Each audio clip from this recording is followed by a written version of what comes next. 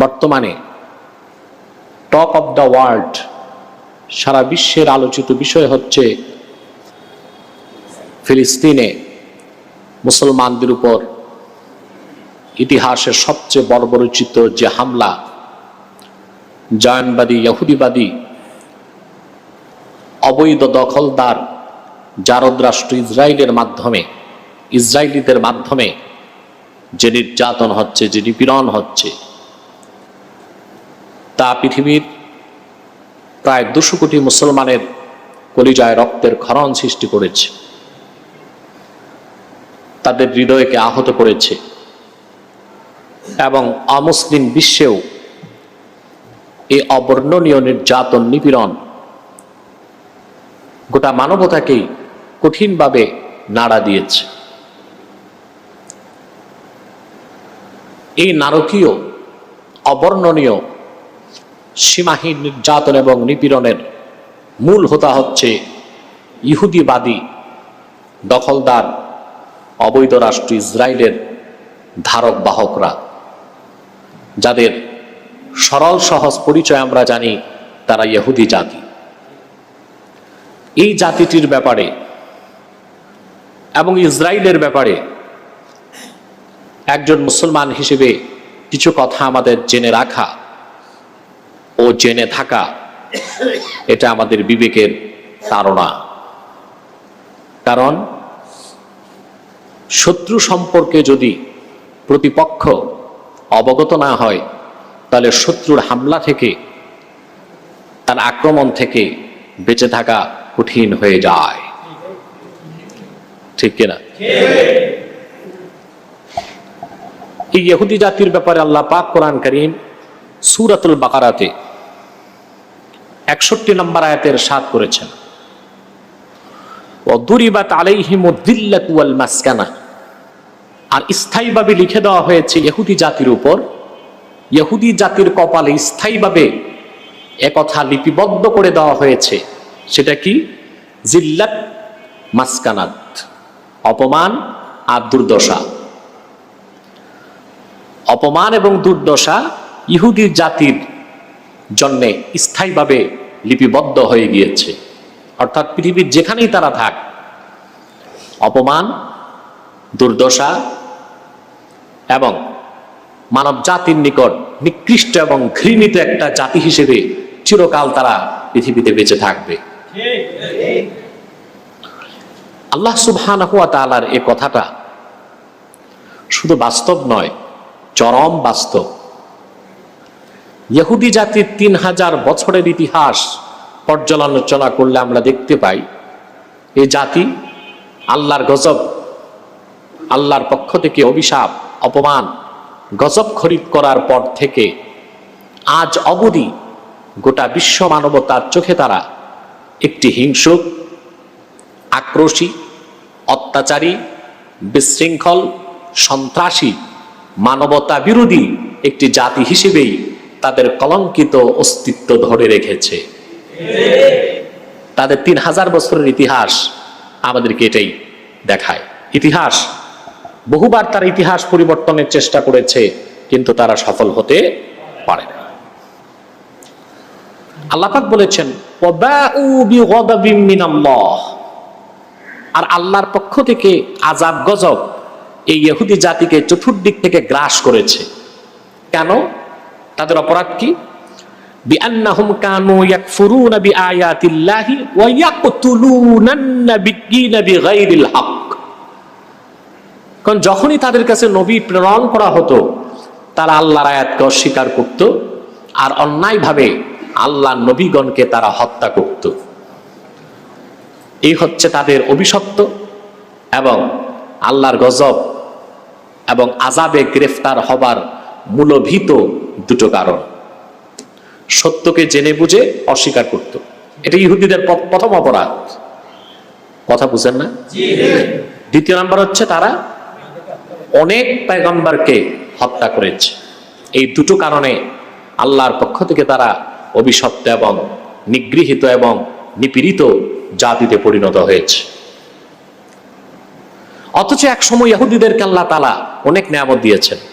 আল্লাহ কোরআন কারীমে বলেছেন, ইয়া বনি ইসরাঈল আযকুরু নি'মাতি আল্লাতী আন'আমতু আলাইকুম। হ্যাঁ, বনি ইসরাইল মানে ইহুদি, তোমরা আল্লাহ তোমাদেরকে যে নেয়ামত দিয়েছেন, আমি যে নেয়ামত তোমাদেরকে দিয়েছি তা স্মরণ করো। কিন্তু এই নেয়ামত প্রাপ্ত জাতি মহাসত্যকে অস্বীকার করার কারণে আর অন্যায়ভাবে নবীগণকে হত্যা করার কারণে নেয়ামত প্রাপ্ত জাতি একটি অভিশপ্ত জাতিতে পরিণত হয়েছে। এদেরকে কোরআন কারীমে আল্লাহ তাআলা অধিকাংশ জায়গায় বনি ইসরাঈল বলেছেন। হযরত ইব্রাহিম আলাইহিস সালামের 3 জন স্ত্রী ছিল। কয়জন? 3 জন। আমরা অনেকেই জানি 2 জন। কোরবানি তো সামনে আসলে শুনবেন, আগে বহুবার আপনাদের শুনিয়েছি। ওনার এক স্ত্রীর নাম ছিল সাররাহ। কি নাম? আরেক স্ত্রীর নাম ছিল হাজেরা। আরেক স্ত্রী ছিল, তার নাম ছিল কুতায়রা। কি না? 3 জন স্ত্রী। হযরত হাজেরা থেকে হযরত ইসমাইল, হযরত ইসমাইল থেকে আরব। হযরত ইসমাইলের বংশে এসেছেন নবীগণের মাথার তাজ মুহাম্মদুর রাসূলুল্লাহ সাল্লাল্লাহু আলাইহি ওয়াসাল্লাম। আর হযরত সাররার বংশে নসল থেকে এসেছে, ওনার সন্তান ছিল ইসহাক। কে? হযরত ইব্রাহিমের বড় ছেলে ইসমাইল, ছোট ছেলে হযরত ইসহাক। কথা বুঝতেছেন? হযরত ইসমাইল থেকে হযরত ইসহাক 13 বছর ছোট ছিলেন। কত বছর? দুইজন সন্তান পাওয়ার পর তিনি আল্লাহর প্রশংসা আদায় করেছেন। হযরত ইব্রাহিম, আলহামদুলিল্লাহিল্লাযী ওয়াহাবা লি আলাল কিবরি ইসমাঈল ওয়া ইসহাক ইন্না রাব্বী লাসামিউদ দুআ। সকল প্রশংসা সে আল্লাহ তাআলার, যিনি বৃদ্ধাবস্থায় আমাকে 2 জন সন্তান হেবা করেছেন, একজন ইসমাইল আরেকজন ইসহাক। সুবহানাল্লাহ। একজন ইসমাইল আরেকজন ইসহাক। তিনি আল্লাহর প্রশংসা আদায় করেছেন। প্রশংসা আদায় বেশি করেছেন কারণ এমন এক বয়সে আল্লাহ তাকে সন্তান দিয়েছেন যে বয়সে মানুষের সন্তান হতে পারে না। তিনি 120 বছর বেঁচেছেন, 70 বছর বয়সে খতনা করিয়েছেন। কত বুঝতে পারছেন? কত বছর বয়স? বয়স 80 পার হওয়ার পর আল্লাহ ওনাকে পরপর 2 জন সন্তান দিয়েছেন। হযরত ইসহাকের ছেলে ছিলেন ইয়াকুব। কি না? হযরত ইয়াকুবের ছিল 12 সন্তান। কতজন? এই ইয়াকুবকে ইব্রানি ভাষায় বলা হয় ইসরাঈল। এটা একটা ইব্রানি ভাষা। কি ভাষা? কোন কোন মুফাসসির বলেছেন সুরিয়ানি, কিন্তু আমি তাহকিক করে দেখেছি ইব্রানি। ইব্রানি ভাষায় ইসরা মানে আব্দ, আর এল মানে স্রষ্টা, আল্লাহকে বলা হয় এল। তা ইসরাঈলের আরবি হয় আব্দুল্লাহ। কি হয়? আব্দুল্লাহ। এটা ছিল হযরত ইয়াকুবের নাম, উপাধি। এই জন্য ইয়াকুবের বংশধরকে বলা হয় বনি ইসরাঈল, ইসরাইলের বংশধর। কথা বুঝতেছেন? সন্তান ছিল কতজন? 12। বড় সন্তানের নাম ছিল ইয়াহুদা। উল্লেখযোগ্য সন্তানদের মধ্যে ছিলেন হযরত ইউসুফ। ওনার আপন ভাই ছিল বেনিয়ামিন, এক মায়ের ঘরে। বাকি 10 সন্তান ছিল অন্য মায়ের ঘরে। হযরত ইয়াকুবের ইসরাইল নামের উৎপত্তি আর ইসরাইল নামের যে রাষ্ট্র, এটা বুঝতেছেন ইতিহাসটা? হযরত ইয়াকুবের নাম ছিল কি? ইসরাইল। আর ওনার বড় সন্তানের নাম ছিল ইয়াহুদা। এই জন্য ইয়াহুদার বংশধর হিসেবে তাদেরকে বলা হয় কি? ইয়াহুদি। মূলত তাদের পরিচয় হচ্ছে তারা বনি ইসরাইল। সেজন্য ইহুদিরা যখন ফিলিস্তিনে এই অবৈধ রাষ্ট্র দখল করেছে, তখন তারা তাদের পূর্বপুরুষ হযরত ইয়াকুবের নামে রাষ্ট্রের নাম দিয়েছে ইসরাইল। কথা বুঝতেছেন?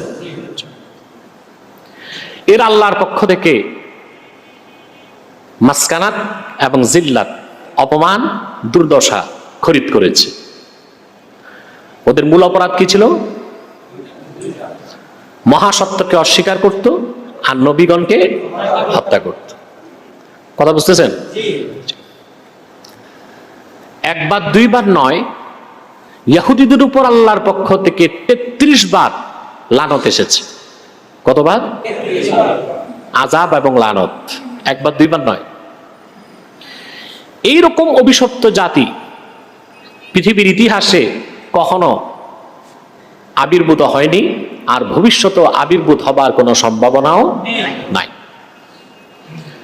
কিরকম অভিশপ্ত তারা চিন্তা করেন। আল্লাহ রাব্বুল আলামিন এই বনি ইসরাইলকে, তাদের বসবাস ছিল কেনানে,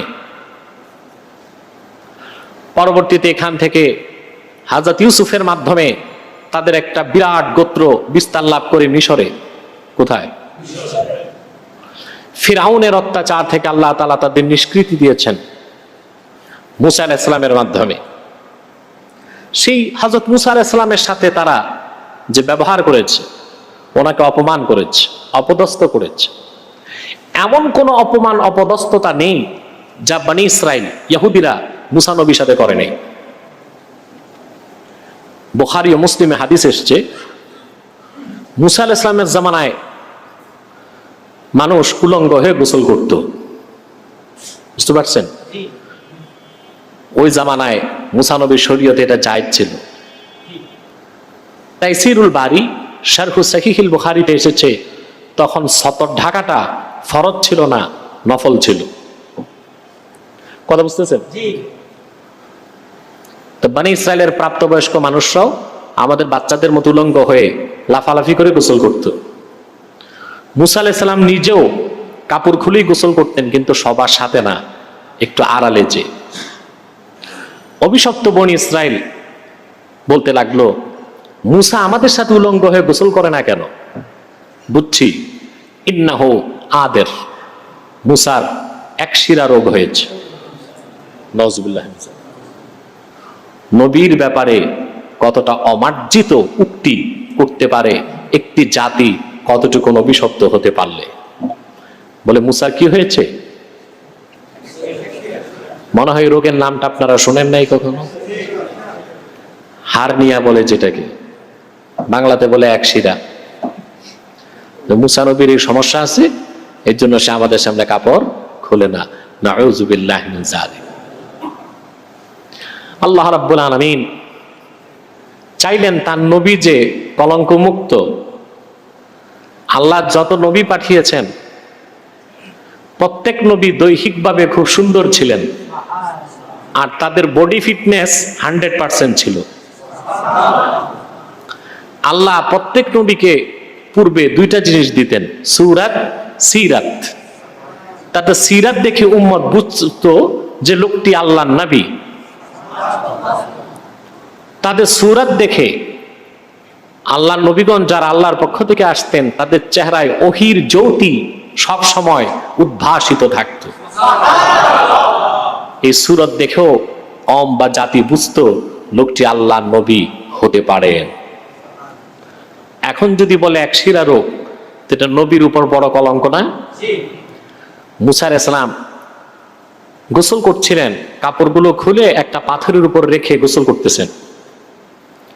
পাথর মুসা নবীর কাপড় নিয়ে দৌড় দিছে।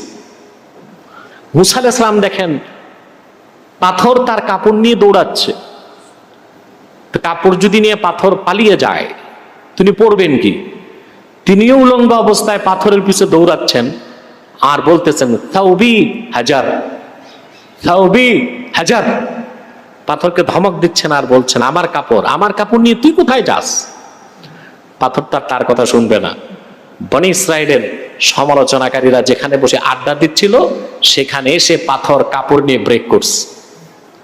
ওরা তো সব দাঁড়ায় গেছে, ইহুদিরা। বুঝতেছেন? আজকে আবার মুসা কোন জাদু নিয়ে আসলো? দেখে পাথরের উপর কাপড়, পিছনে মুসা আলাইহিস সালাম দাঁড়িয়ে আছেন, কাপড় নাই। এক নজরে তারা দেখলো আসলেই আল্লাহর নবী মুসার কোনো খুঁত নাই। তিনি কাপড় পরে ফেললেন।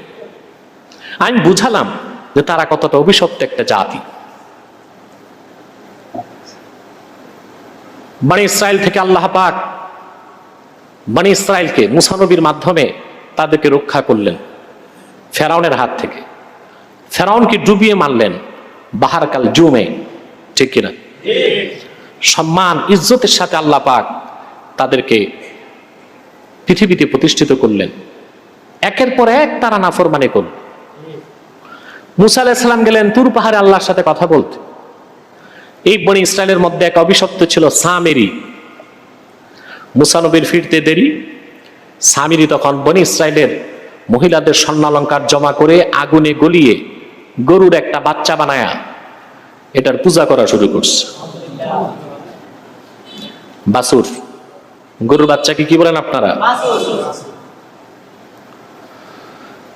সামেরি সে লক্ষ্য করেছিল হযরত জিবরিল মুসা নবীর কাছে যখন এসেছেন, জিবরিলের ঘোড়ার পা মাটির যেখানে লেগেছে ঘাস হয়ে গেছে। সুকৌশলে সে ওই অংশের মাটির পোটলা বানায় রেখে দিয়েছিল।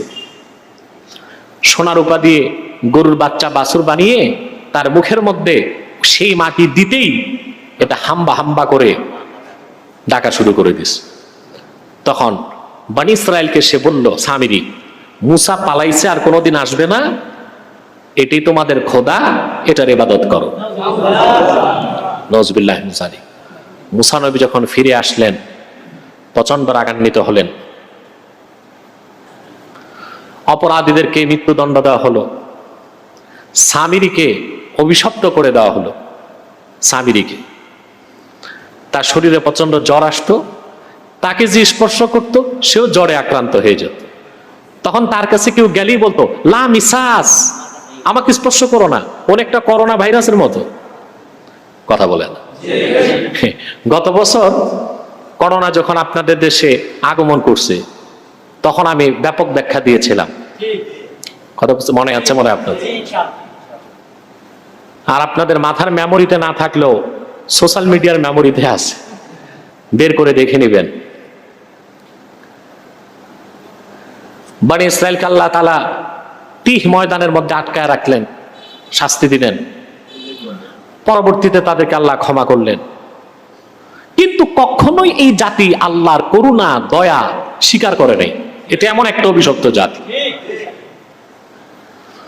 আল্লাহ পাক কোরআন কারীমে বলেন, তওবা করার পর মুসা নবী তাদের থেকে ওয়াদা নিলেন, তোমরা কি আল্লাহর ইবাদত করবে? তারা বলল, হ্যাঁ, আমরা আর শিরক করব না, আল্লাহ তাআলার ইবাদত করব। আল্লাহ তাআলা তাদের থেকে শুধু ওয়াদা নেন নাই, তারা যেন আল্লাহকে সাজদা করে, এই জন্য আল্লাহ পাক তুর পাহাড়টাও তাদের মাথার উপর তুলে ধরেছিলেন। কোরআন কারীমে আল্লাহ তাআলা বলেছেন, ওয়াইদ আখাযনা মিসাকাকুম ওয়া রাফা'না ফাওকাকুমুত তুর। বনি ইসরায়েল, তোমরা তো সেই অভিশপ্ত জাতি, তোমাদের কাছ থেকে আমি আমার ইবাদতের ওয়াদা নিয়েছিলাম এবং তোমরা যেন আমাকে সাজদা করো, আমার আনুগত্য বরণ করো, সেজন্য তুর পাহাড় তোমাদের মাথার উপর ধরেছিলাম। কিন্তু এমন এক অভিশপ্ত জাতি, তুর পাহাড় মাথার উপর আসলে ভয়তে সাজদা করতো আল্লাহকে, আর তুর পাহাড় সরলেই আবার মাথা সোজা করে ফেলত। নাউজুবিল্লাহ। একদিন বনি ইসরায়েলের নেতা যারা, তারা মুসা নবীকে বলল, মুসা, তুমি এই যে কি আমাদের শোনাও তাওরাত কিতাব, এগুলো কোত্থেকে পাও? বলে, এগুলো তো আল্লাহ তাআলা আমার উপর নাজিল করেন। বনি ইসরায়েল বলল, মুসা, আসলে যে আল্লাহ তাআলা নাজিল করেন আমরা তো কানে শুনলাম না, তা আমাদের একটু আল্লাহর সাথে কথা বলো। নাউজুবিল্লাহ। মুসা নবী নিয়ে গেলেন তাদেরকে তুর পাহাড়ে। পর্দার আড়াল থেকে আল্লাহ পাকের তাকাল্লুম, কথা শোনালেন, নিজ কানে তারা শুনলো। অভিশপ্ত জাতি মুসাকে বলে, বুঝছি তোমার কৌশল, কাকে যেন কোথায় বসায় রাখছো, আর আমাদের সাথে কথা বলায় তুমি বলতেছো আল্লাহ কথা কয়। আল্লাহ পাক বরদাস্ত করলেন না, সাথে সাথে আযাব দিয়ে বনি ইসরায়েলের ৭০ নেতাকে আল্লাহ তাআলা জ্বালিয়ে দিলেন।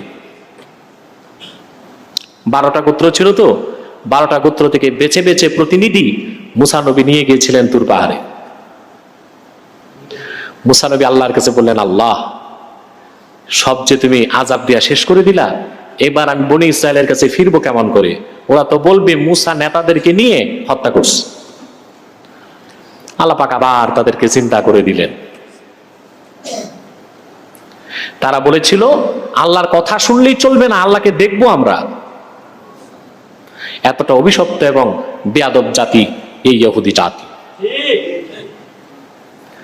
আল্লাহর পক্ষ থেকে কিরকম আযাব গজব তারা কিনলো। ফিলিস্তিন তার আশপাশে তারা তাদের বসতি নির্মাণ করলো। বিশেষ করে হযরতে ইসহাক কাবাগর নির্মাণের 40 বছর পর বাইতুল মুকাদ্দাস নির্মাণ করেছিলেন। হযরত ইব্রাহিম কাবাগর নির্মাণ করেছিলেন কে? আদম আলাইহিস সালাম। পুনর্নির্মাণ কে করেছেন? ইব্রাহিম আলাইহিস সালাম। ওনার বড় ছেলে ইসমাইলকে নিয়ে কাবা নির্মাণ করেছেন।